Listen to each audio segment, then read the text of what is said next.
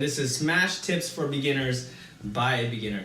And today we're going to start with stage control or taking center, and we'll start that lesson with neutral. So at the start of a game, you and your opponent are spaced evenly from each other, and you guys dominate an equal amount of the stage. Boom, boom, boom, boom. So as a beginner, one of the things you want to try to practice is taking more of the stage, or stage control or taking center. They're all kind of like the same thing at the beginner level. And what that looks like is this. So imagine you push your opponent to the ledge. You can see how much more of the stage you dominate versus them. And what I mean by that is you basically have more options to move that don't force you to interact with your opponent. You can jump back, you can run back, you can walk back, you can roll back. All these things bring you further away from your opponent so that you're not forced to interact with them. Whereas your opponent has a couple of crappier options. First, they can jump off ledge, they can try to jump over you, they can try to run through you, usually with a dash attack, or they can try to roll around you. And again, those three options bring them closer to you and force them to interact with you. And why that's good for you is basically you can predict or try to guess what option they're going to use so you can punish it. So let's say you assume they're going to try to jump over you for whatever reason, and then you try to meet them with a fair, and then you end up missing because they roll under you. No big deal. What you should be doing is making note of that, so next time the situation happens, you go, I know that when they're by ledge, they like to roll, so you space yourself so that when they do roll, you have a higher chance of landing a punish. And at the heart of it, that's basically it. It's about forcing your opponent's hand into one of these three situations, trying to guess correctly, and using past behavior either from earlier in the match